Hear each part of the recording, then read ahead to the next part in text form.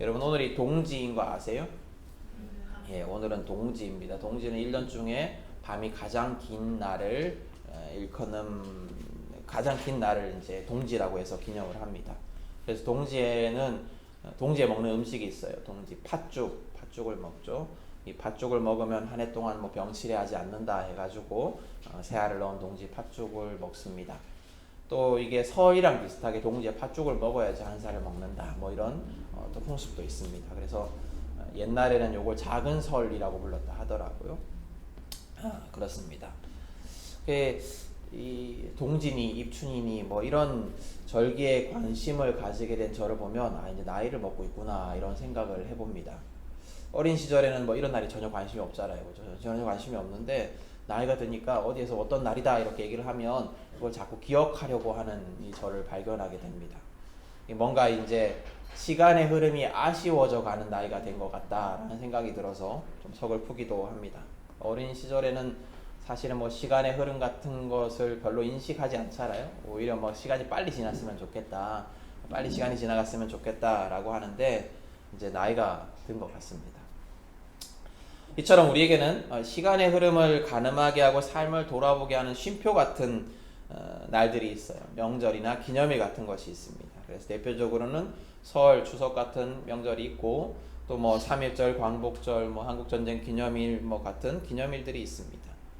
이런 특별한 날들을 통해서 한 해를 돌아보기도 하고 또 새로운 해에 대한 소망을 품기도 하고 또 역사적으로 의미 있었던 사건들을 기억하기도 합니다. 교회에도 이런 날이 있어요. 교회에도 이런 날들이 있습니다. 명절 같은 날들이 있습니다. 이거를 교회력이라고 합니다.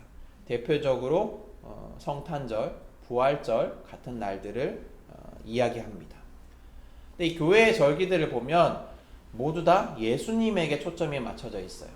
예수님이 태어나신 성탄절, 예수님이 부활하신 부활절, 이렇게 예수님께 초점이 맞춰져 있습니다. 우리 신앙에 있어서 예수님이 가장 중심이 되는 것이다 라는 것을 이 절기를 통해서도 우리에게 알려주고 있는 겁니다. 그래서 우리는 예수님으로 인해서 구원을 얻을 수 있고 예수님으로 인해서 우리에게 임재한 하나님 나라의 복을 누릴 수 있습니다. 또 우리를 중보하시는 예수님으로 인해서 이 땅의 여러 가지 어려움들을 또 고난들을 견딜 수 있고 예수님이 보내신 성령님으로 인해서 우리가 도우심을 기대하면서 또 확신하면서 살아갈 수가 있습니다. 그만큼 예수님은 우리에게 중요한 존재입니다. 오늘은 예수님이 이 땅에 오심을 기억하며 다시 오실 예수님을 기다리는 절기인 대림절의 마지막 주일입니다. 그리고 수요일은 예수님이 이 땅에 오신 것을 기념하는 성탄절입니다.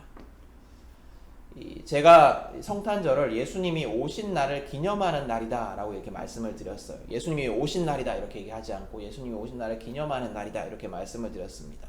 왜냐하면 예수님은 12월 25일에 태어나신 게 아니거든요. 그 날짜는 알 수 없어요. 알 수 없지만 그냥 12월 25일 날 예수님의 오신 날을 기념을 하는 겁니다. 그래서 우리가 예수님의 탄생을 기념하는 날로 12월 25일을 정하여서 그것을 기억하고 지키고 있습니다. 그 예수님의 탄생에 대한 이야기가 오늘 읽은 우리 마태복음 1장 18절에서 25절까지 있는데 오늘 성경은 예수님에 대한 사실 세 가지를 알려줍니다. 첫 번째는 예수님은 성령으로 잉태하신 분이다 라는 거예요. 오늘 성경은 예수님의 탄생에 관련된 이야기를 기록하고 있는데 이 성경 중에 성경 중에서 예수님 믿지 않는 사람들이 이건 절대로 믿을 수 없다. 혹은 예수를 믿는 사람들 중에서도 이거는 절대 믿기가 어렵다. 이렇게 하는 내용들이 있습니다. 그 중에 하나가 오늘 이 예수님의 탄생 이야기예요. 왜냐하면 성경은 성관계 없는 남녀의 관계 없는 임신과 출산을 이야기하고 있기 때문이에요. 좀 더 종교적이고 어려운 말로 얘기를 하면 동정녀 탄생에 대해서 얘기를 합니다.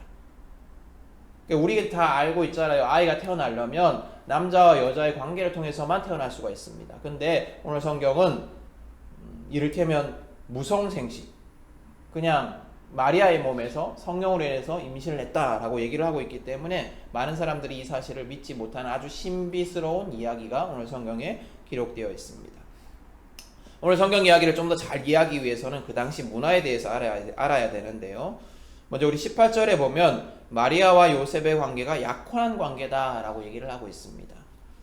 지금 우리 사회에서는 약혼이라는 의식을 거의 하지 않잖아요. 거의 하지 않는데 당시 근동에서는 당시 요 지역에서는 약혼을 필수적으로 했습니다. 근데 이 약혼이 굉장히 강력한 관계였어요. 굉장히 아주 강력한 관계여서 약혼에 대해서 약혼이 거의 결혼에 준하는 관계였습니다. 그래서 약혼에 대해서 좀 더 자세히 살펴보면 첫 번째 단계로 젊은 남자의 부모가 아들과 약혼한 여자를 선택을 합니다. 약혼의 관계는 이제 부모가 선택하는 관계였어요. 그러니까 예전에 우리 관습과 유사했던 것 같아요. 아마도 자유연애라는 개념은 현대에 와서 생겨난 개념이 아닐까라는 생각이 듭니다. 예전에는 다 그렇게 어떤 부모나 가문과의 결합이라고 생각을 했던 것 같습니다. 그래서 이렇게 약혼을 했는데 보통 이 약혼의 시기가 언제였냐면 13세에서 15세 정도. 13세에서 15세 정도. 굉장히 빠르죠, 그죠? 이렇게 약혼을 했습니다. 근데 또 우리나라도 생각해보면 춘향전 이런 얘기들이 사실 그 나이 때거든요. 춘향전 이런 얘기들의 주인공들이 막 결혼을 하고 이런 나이가 13세, 15세였어요. 그러면 지금으로 말하면 중학생 정도 되나요? 그 정도였습니다. 어쨌거나 그렇게 약혼을 합니다. 이제 사람을 이 배우자를 서로 정해요, 부모들이. 그리고 난 다음에 공식적으로 증인들 앞에서 약혼에 서약을 합니다. 그러면 이제 젊은 두 남녀의 관계는 법적으로 거의 결혼에 준하는 관계가 됩니다. 결혼과 다른 것은 두 가지밖에 없었어요. 이제 같은 집에 살지 않는다. 그 다음에 성적인 관계를 맺지 않는다. 요거 두 개 빼놓고는 결혼과 아주 똑같았습니다. 그래서 이 약혼 관계를 깨기 위해서는 이혼을 해야 됐어요. 공식적으로 이혼을 해야 됐어요. 거의 결혼과 비슷한 관계였습니다. 그리고 약혼 관계 중에 혹시 한 사람이 바람을 핀다거나 하는 일이 들통이 나면 그건 결혼 관계 속에 간음과 같이 취급이 되어서 돌로 쳐 죽일 수 있었습니다. 그러니까 엄청나게 강력한 구속력을 가지는 관계가 약혼이었어요. 그리고 약혼 후에 1년이 지나면 이제 결혼을 하는데 그때 내서야지 이제 한 집에 살 수가 있었습니다. 근데 지금 요셉과 마리아는 약혼의 관계였어요. 그러니까 그들은 같이 살지, 오늘 성경에 말하듯이 같이 살지 않았습니다. 그리고 어떤 성적인 관계를 가지지 않았습니다. 그런데 마리아가 임신을 합니다. 이 내용에 대한 누가복음을 보면 천사가 마리아에게 나타나서 성령으로 잉태할 것이다 라고 이야기를 하고 마리아가 임신하는 장면이 나옵니다. 그러니까 하나님께서 보내신 천사가 마리아를 찾아와서 넌 아기를 임신할 건데 그 이름을 예수라 하라 이렇게 얘기를 합니다. 그리고 천사가 떠나간 후에 바로 마리아가 임신을 해요. 그리고 즉시로 마리아가 어디를 가냐면 엘리사벳이라는 친척의 집에 갑니다. 거기가 이제 세례 요한 부모님 댁인데요. 거기에 가게 됩니다. 그리고 거기에서 3개월 정도 머무르다가 집으로 돌아옵니다. 그러니까 요셉이 마리아 임신을 알게 된 때는 적어도 한 4개월 정도가 지난 때입니다. 그러니까 이제 임신한 사실이 그냥 드러난 거예요. 이제 4개월 정도 됐으니까 배도 조금 나오고 이러니까. 근데 마리아 임신을 사실을 알게 된 요셉이 굉장히 당황했을 것 같아요. 그죠? 자기와 약혼한 여자가 갑자기 임신을 해 있는 거예요. 굉장히 당황했겠죠? 왜냐하면 약혼녀가 임신을 했다는 것은 이 여자가 다른 남자랑 바람을 폈다라고 밖에 생각할 수가 없는 거예요. 그래서 요셉이 두 가지 중에 이제 요셉에게는 두 가지 중에 하나를 선택할 수 있는 이제 어떤 선택지가 있었어요. 첫 번째는 뭐냐? 공개적으로 마리아의 부정을 고발하여서 망신을 주고 처벌하는 방법이 있었어요. 또 두 번째로는 가만히 조용히 파혼을 하여서 이 약혼의 관계를 청산하는 그런 방법이 있었습니다. 근데 성경이 말하는 대로 요셉은 좀 착한 사람이었던 것 같습니다. 그래서 마리아를 배려해서 마리아를 생각해서 마리아가 부끄럽지 않도록 가만히 파혼하고자 합니다. 그런데 이제 그렇게 생각을 하고 있던 요셉에게 천사가 나타납니다. 그리고 천사가 나타나서 마리아가 다른 남자와 바람을 핀 것이 아니고 성령으로 잉태되었다라고 알려줍니다. 오늘 이 이야기에서 계속해서 강조하는 건 뭐냐면 예수님의 탄생이 동정녀 탄생이었다. 어떤 남녀의 관계를 통해서 나타난 것이 아니라 성령으로 인해서 임신한 것이다 라는 것을 계속해서 강조를 합니다. 마리아는 처녀로서 예수님을 임신하고 출산했다라는 거예요. 근데 성경이 왜 이렇게 말도 안 되는 사건을 계속해서 강조할까요? 그것은 예수님이 단순한 인간이 아니다라는 것을 우리에게 알려주기 위함입니다. 여러분, 예수님은 한편으로는 이 여자의 몸에서 난 완전한 인간이었습니다. 모든 인간은 어머니의 태로부터 태어나잖아요. 어머니로부터 태어나잖아요. 예수님은 모든 인간들처럼, 우리와 같은 모든 인간들처럼 마리아로부터 태어났습니다. 근데 그냥 인간이 아니셨어요. 완전한 인간이었지만 그러나 그냥 인간이 아니셨어요. 왜냐하면 예수님은 자연의 법칙을 뛰어넘어서 이 땅에 오신 하나님의 아들이시기 때문입니다. 성경은 이걸 강조하고 있는 거예요. 예수님은 그냥 평범한 인간이 아니라 하나님의 아들이시다. 그래서 모든 인간들과는 달리 예수님은 죄가 없으신 분이다 라는 것을 강조하고 있는 것입니다. 여러분, 저와 여러분, 우리 모든 인류는 아담의 범죄에 동참한 자들입니다. 인간 존재는 모두 아담 안에서 함께 범죄했습니다. 아담의 후손인, 그래서 아담과 같은 존재인 우리 모두는 죄성을 가지고 있어요. 아담의 후손이 우리다라는 것은 우리가 아담과 똑같은 존재다라는 거예요. 뭐냐면 여러분의 부모님, 우리의 부모님이 우리와 똑같은 인간이잖아요. 그리고 우리가 낳는 자녀들도 우리와 똑같은 인간이잖아요. 똑같은 인간이라는 존재예요. 인류라는 똑같은 존재예요. 그죠? 마찬가지로 범죄한 아담의 후손이라는 것은 우리도 범죄한 그 똑같은 존재다. 범죄한 아담과 똑같은 존재다라는 겁니다. 그래서 우리는 모두 아담과 같은 어떤 죄성을 가지고 있어요. 무슨 죄냐 하면 하나님의 명령에 불순종하고자 하는 욕망, 또 하나님처럼 되고자 하는 욕망을 가지고 있습니다. 그래서 우리는 하나님의 피조물인데 창조주 하나님께서 만들어주신 피조물인데도 불구하고 우리는 하나님과 같이 창조자가 되고 싶어하는 욕망이 있습니다. 그것이 성경이 말하는 죄입니다. 성경이 말하는 죄는 다른 것이 아니고 하나님처럼 되고자 하는 것, 하나님과 같이 되고자 하는 교만, 욕망이 성경에 말하는 죄입니다. 그리고 그 죄의 결과로 저와 여러분과 우리의 조상들과 우리의 자녀들은 모두 다 죄의 결과에 속한 악한 행동을 하게 되어 있습니다. 어떤 행동들이냐면 모든 인간은 남을 미워하고 이기적이고 교만하고 자기 멋대로 행동하고 싶어합니다. 또 모든 인간은 죄의 결과로 이 땅에 생겨난 질병과 재난과 사고와 불행에 시달리며 살아갈 수밖에 없습니다. 이게 모든 인간은 다 피해갈 수 없는 숙명이에요. 근데 인간 예수는 그렇지 않다라는 거예요. 이 땅에 오신 인간 예수님은 그렇지 않다라는 거예요. 그것을 설명하는 것이 성령으로 인한 임신과 출산입니다. 예수님은 우리와 같은 인간이지만 우리와 같지 않은 무죄한 분이십니다. 그러므로 예수님은 하나님의 아들로서 우리를 구원하실 수 있는 분이 되시는 거예요. 이렇게 첫 번째로 오늘 성경은 예수님은 성령으로 잉태되었다라는 것을 이야기합니다. 두 번째로 오늘 성경은 예수님이 우리의 구원자시다라는 것을 말씀하고 있습니다. 요셉에게 나타난, 또 마리아에게 나타난 천사가 태어날 아이의 이름을 뭐라고 지으라고 했냐면 예수라고 지으라고 했습니다. 근데 예수라는 이름은 오늘 성경에 나오지만 구원자다라는 의미를 가지고 있습니다. 이 예수라는 이름은 그 당시에 굉장히 흔한 이름이었습니다. 요즘 흔한 이름이 뭘까요? 민수, 이런 식의 아주 흔한 이름이었어요. 왜냐하면 왜 그 이름이 흔했냐면 유대인들은 어떤 강력한 그 메시아 신앙을 가지고 있었어요. 구원자가 이스라엘 민족들 가운데 구원자가 나타나서 우리를 로마의 압제로부터 해방시켜 줄 것이다. 우리를 다시금 다윗 왕국의 다윗 때의 그 영화로운 왕국으로 다시 회복시켜 주실 것이다. 그 사람을 통해서 새로운 다윗 왕이 나타날 것이다. 이런 기대가 있었습니다. 그래서 그 기대가 반영된 것이 그 당시 사람들의 이름에 이제 나타나는 거예요. 예수라는 이름을 굉장히 많이 썼습니다. 예수님은 이스라엘 사람들이 기대하던 그 예언서에 예언된 메시아였습니다. 이스라엘을 구원할 메시아였어요.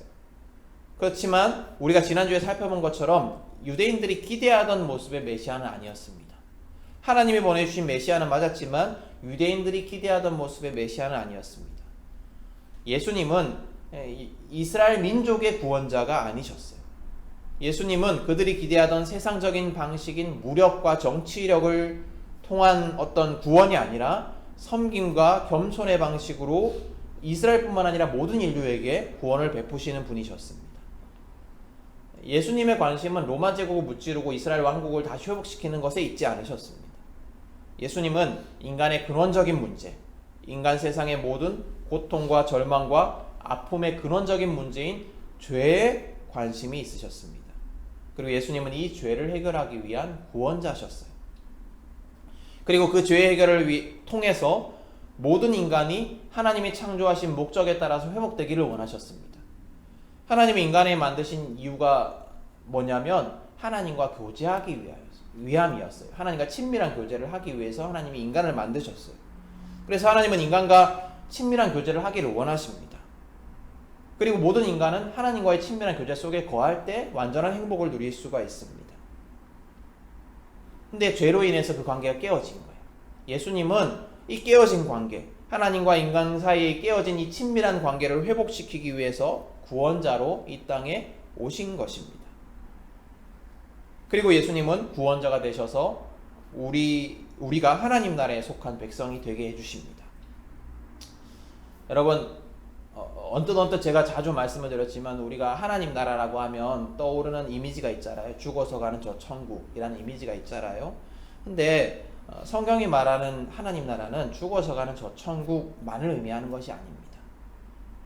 하나님의 통치 속에 있는 곳, 그곳이 바로 하나님 나라예요.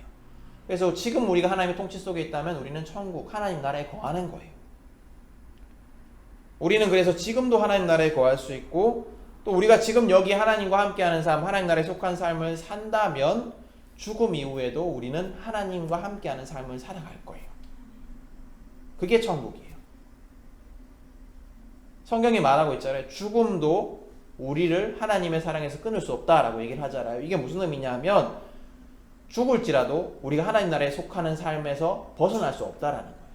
우리가 죽음 이후에도 하나님과 함께하는 삶을 살 수 있다라는 겁니다. 그게 하나님 나라, 그게 천국입니다. 죽음 이후에 우리가 어떤 모습으로 존재할지는 우리가 상세히 알지 못해요. 성경에 비유로 황금 이런 거 있지만, 황금 길이 있고 이런 얘기가 있지만 정확하게 우리가 어떻게 살지 모릅니다. 그러나 확실한 것은 지금 하나님 나라에 거하는 자는 죽음 이후에도 하나님과 함께 할 것이다. 하나님 나라에 거할 것이다 라는 겁니다. 그래서 하나님 나라는 하나님의 통치 속에서 하나님의 백성된 자들이 누리는 삶입니다. 하나님께서 주시는 복을 누리는 삶이에요. 그게 바로 하나님 나라입니다. 그래서 우리는 지금 하나님 나라의 복을 누릴 수가 있는 거고 누려야 되는 겁니다. 예수님은 이 하나님 나라를 우리에게 주시기 위해서 이곳에 오신 거예요. 예수님으로 인해서 이 나라는 시작되었고, 또 예수님이 다시 오실 그때, 예수님이 재림하실 그때 이 나라는 완전히 이 땅에서 회복될 것입니다. 예수님이 다시 오실 때 세상의 나라, 세상의 통치, 세상의 가치관은 다 무너지고 하나님의 나라만이 존재할 것입니다. 우리는 예수님을 믿음으로 그 하나님 나라에 지금 속하여 살아가고 있고, 또 지금 하나님 나라의 복을 누릴 수가 있습니다. 예수님은 그 하나님 나라를 우리에게 주시는 분, 그래서 구원자이십니다. 여러분, 우리가 혹시 예수님의 구원에 대해서 오해하고 있다면 바로 잡아야 됩니다. 예수님은 세상적인 잣대로 우리를 구원하시는 분이 아닙니다.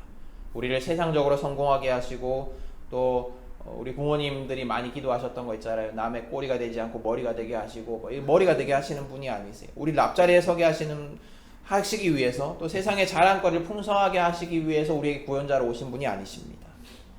만약 예수님이 그런 구원자라면 우리 교회는 복을 받지 못한 교회고 여러분들은 복 받지 못한 삶을 살아가는 자들이에요. 그죠? 만약 예수님이 그런 구원자라면 대형 교회는 복 받은 교회고 강남의 부자 교인들은 복 받은 교인들이에요. 그죠? 만약 예수님이 그런 구원자라면 예수님은 구유에 나지도 않으셨을 거고 병자와 죄인과 세리와 창녀들을 찾아다니지도 않으셨을 겁니다. 만약 예수님이 그런 구원자라면 성경은 성공 이야기로 가득한 책이었을 겁니다. 그러나 그렇지 않습니다. 예수님의 구원은 죄로부터의 구원이고 세상의 성공과 부와 죄악의 가치관으로부터의 구원입니다.